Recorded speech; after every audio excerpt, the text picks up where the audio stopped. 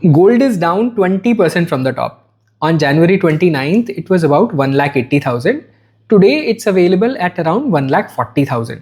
I predicted this correction in one of my previous video, but that's already in the past. So now let me help you answer these two big questions.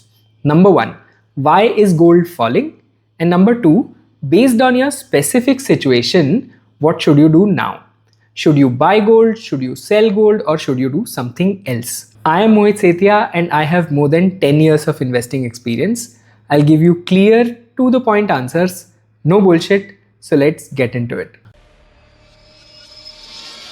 First of all, let me break a myth that gold always moves up. Well, in reality, no, it does not. There have been a number of times when gold has given near zero returns. From 1995 to 2000, in those 5 years, gold gave about 0.7% return annually. That's nothing. From the year 2012 to 2018, again gold kept moving sideways between 28,000 and 32,000.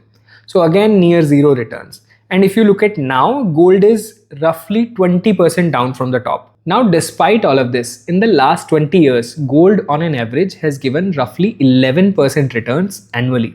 Note down that number because we are going to refer to this number again in the video. Now, let's discuss the elephant in the room, which is part 1 of our video, why the gold prices are falling. Everyone has told us if there is a war going on or there is uncertainty in the market, gold prices tend to increase. Then what has happened this time? Then why are the gold prices falling despite the US-Iran war? There are 5 major reasons. 4th and 5th being most important, and unfortunately a lot of people are not even talking about it. So let's begin with reason number 1, that the dollar is getting stronger. And for this you have to understand this relationship. Stronger dollar means weaker gold. Why? Because gold is priced in dollars, and when dollar strengthens, that means gold prices increase for rest of the world. And when those prices increase, gold demand falls and hence the gold prices also fall. So let's talk about reason number 2, which is higher inflation. Now to understand this, you have to first understand what is a bond. And I'm sure all of you know what an FD is. A bond is very similar to an FD. In an FD, you give money to a bank issues an FD under your name and pays you interest at a regular interval. Similarly, in a bond, a country gives money to another country. For example, China giving money to US. In this case, US will issue a bond and give interest at a regular interval to China. So in simple terms, one can say bond is an FD between two countries. Now if we look at the current situation, due to the US-Iran war, the oil supply has been disrupted because Iran has blocked the Strait of Hormuz. Now, because of this oil supply disruption, the oil prices have increased. The increased oil prices have increased inflation, and higher inflation has increased bond yields. Because bond yields have increased, investors have started taking out money from gold and started putting it in bonds. And this is for obvious reason, because bond at this point in time is offering higher yield. And therefore, the gold prices have started falling. If we are so far clear, then let's talk about reason number 3, which is fading rate cut expectations. So last year there was a big narrative that US Feds are going to cut interest rates aggressively. But due to these inflation worries, US Feds have signaled that instead of the 2 rate cuts that was proposed earlier, they would be doing only 1 rate cut this year. And what does this mean? 1 rate cut means higher interest rate, and higher interest rate means investors have other options where they can get higher returns. And therefore, just this signal of less rate cuts have decreased the gold prices. So far, we have discussed 3 reasons. All of them are important, no doubt about it. But if you ask me, reason number 4 and reason number 5 are the most important ones. And reason number 4 is margin call. This one is a little technical, so you'll have to pay attention. Let me give you an example. Let's assume I am a large investor who has 100 rupees and I want to buy a stock which is 1 rupee per stock. So how many stocks I can buy? 100, because I have 100 rupees, so I can buy 100 rupees worth of stock. But because I am a large investor, the brokers give me a margin. Let's assume they give me 10x margin. What does this 10x margin mean? That means with my 100 rupees, I can buy 1000 rupee stocks. because I have 10x margin. So 100 into 10 is equal to 1000. So I can buy 1000 rupee stocks. Now let's assume if the market falls by 10%.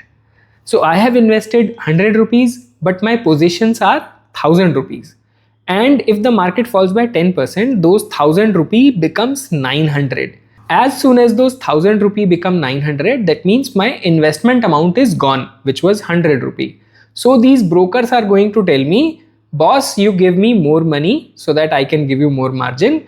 Otherwise, I am going to close your positions and book those 100 rupees losses. That means I will get nothing because I invested 100 and then those 1000 already become 900. So my 100 rupee gone completely.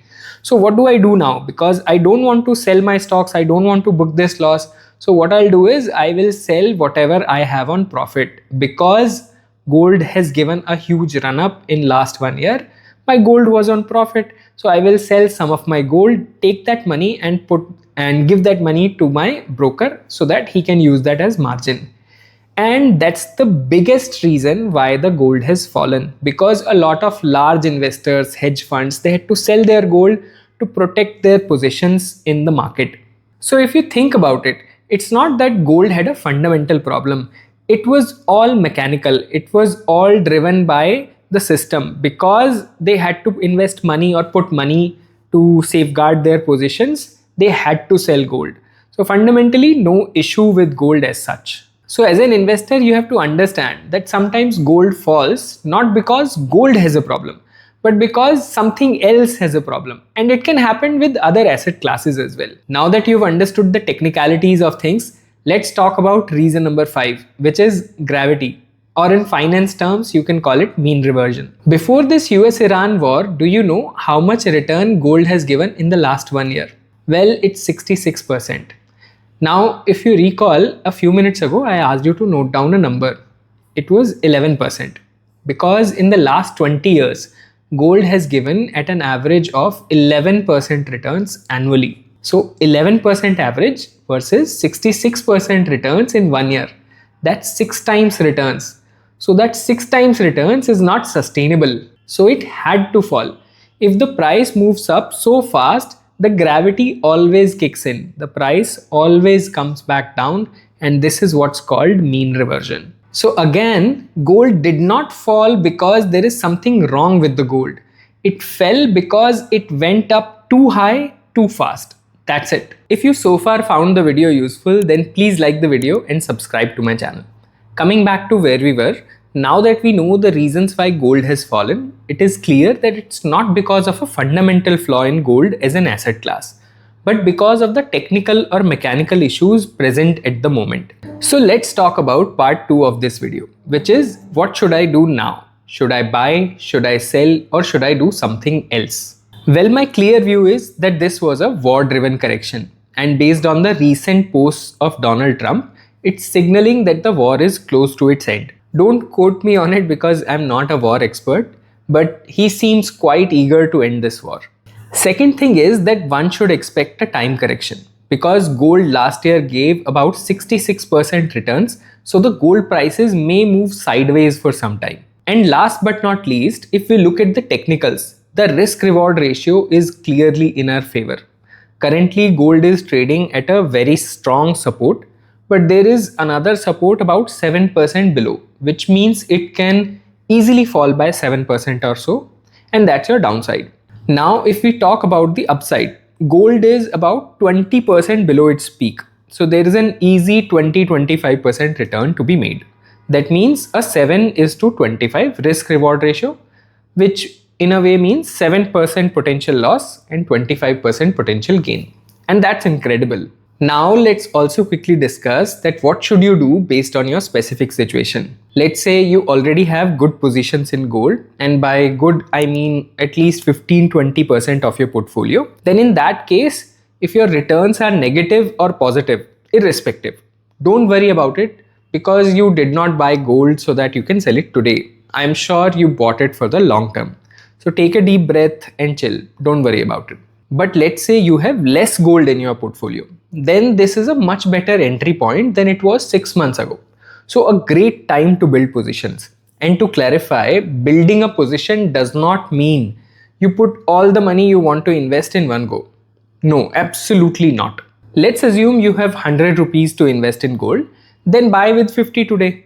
25 you can invest 1 week later, another 25 you can invest 2 weeks later. But don't go all in at once. Lastly, let's say you don't have any gold in your portfolio. Then please understand that gold has a role in your portfolio. It gives you diversification.